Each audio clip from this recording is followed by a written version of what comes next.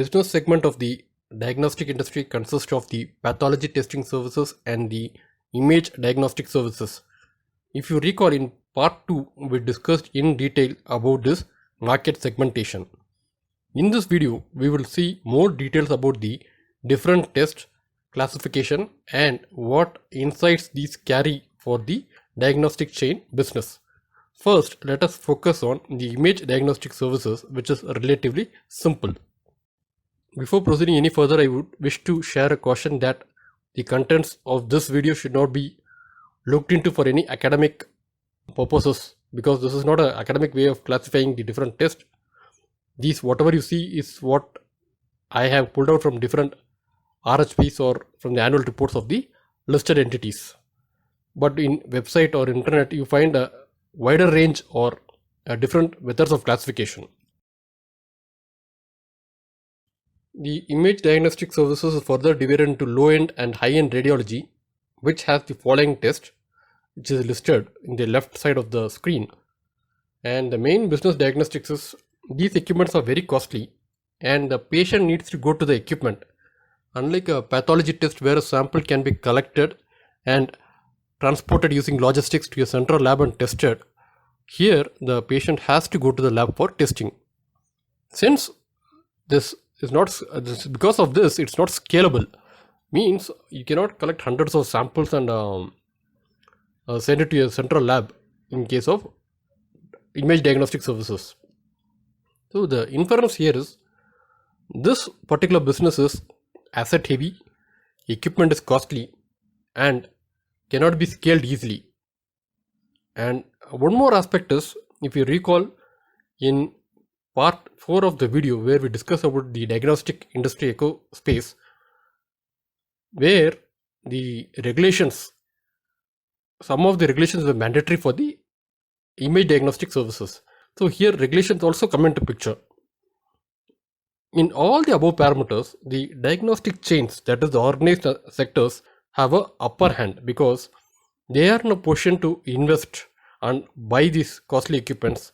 They are able to comply with the regulations, and though it's not scalable, but still they have the capacity to withstand the heavy financial structure of this image diagnostic services. The pathology testing services, there are 3 varieties of classification. One is based on the testing stage of disease. Then the second one is the mode of sample used or the disease or the test procedure adopted. And third one is based on the complexity of the test. Of this, the testing stage of disease classification is based on how you classify the test based on the cycle of treatment, whether it is initial diagnosis or during treatment or post treatment. So after treatment you would like to confirm whether the patient has fully recovered, or during treatment you may wish to see how the parameters are working or how whether the medicine is effective. So accordingly, classification stands out to be predictive, early detection test, diagnostic test, confirmatory test, prognostic test, thermonostic test and monitoring test. These are of little significance for analysis purposes of an investor.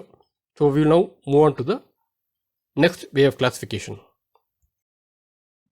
The second type of the pathology testing service classification is based on the test procedure or the sample or based on the disease. In this classification, there are 2 broad categories, that is the clinical pathology and the anatomical pathology. In clinical pathology, the diagnosis or test is primarily on the body fluids like blood or urine or whatever, and check for changes in chemical or biochemical reactions. Whereas in anatomical pathology, it involves analyzing the tissues using macroscopic, microscopic, biochemical or any other kind of test.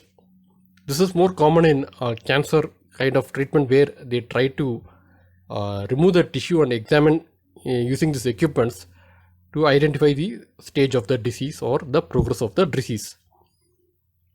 So this anatomical pathology is of lesser interest for further discussion, And moving to clinical pathology, there are four subsegments, that is biochemistry, immunology, hematology, and microbiology. In this, the biochemistry is targeted towards chronic disease, which covers tests like blood sugar, cholesterol, triglycerides, and so on. We'll be shortly seeing a bit of more of this in the next slide. So I move to the next, immunology. This is targeted towards disease caused by abnormal immune system. We all have immunity system in our body.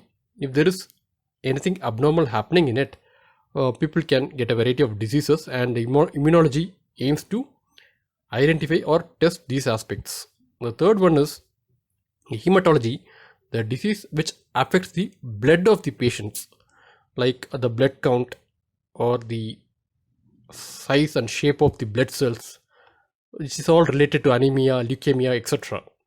And lastly is the microbiology, which focuses on diseases caused by microbes like bacteria, virus, or fungi.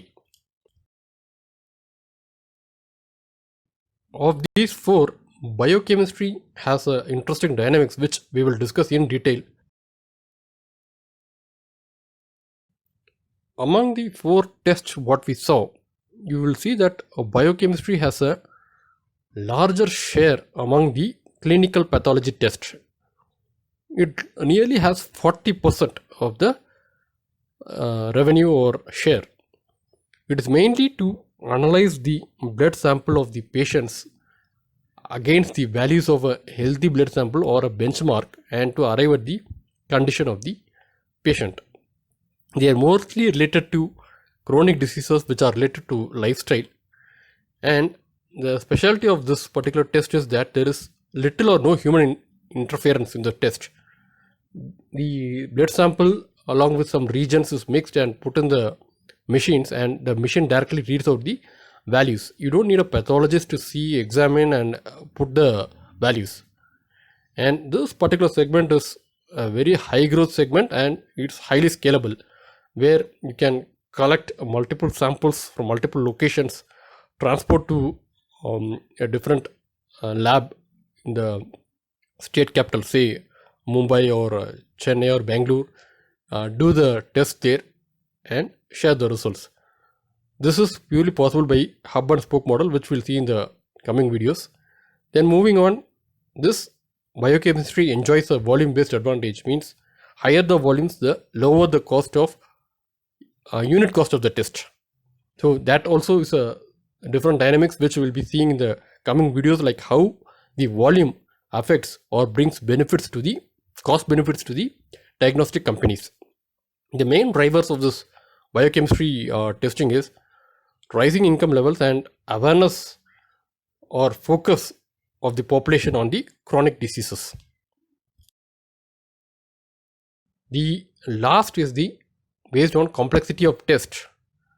The first one is called as the routine test, which could include the sugar test, pregnancy test, cholesterol, and so on. This also includes basic hematology tests like blood count, and basic pathology tests like urine examination. Then comes the semi-specialized test. Your thyroid test and various microbiology tests, vitamin test, all fall in this category. Later comes the specialized test.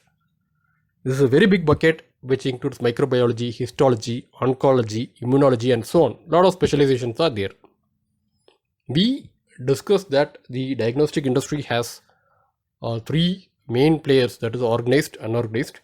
Within the organized, we have the regional and pan-India players, and within the unorganized, we have the hospitals and the standalone labs. So in case of routine test, every company or every lab does this test. So whereas in the case of semi-specialized test, only a very few companies, mostly in the organized sector, do this test. Coming to specialized test, very few companies within the organized space does this. Given that all the players are involved in routine test, the competition is very high. Whereas in semi-specialized test, there is an intense competition between the few companies who are doing this testing, because they want to scale up the volumes. So they collect the volumes, send it to a lab and do the testing. It's highly commoditized, so there's intense competition. Whereas in case of specialized test, there are very few companies who does it, and hence the competition is very low.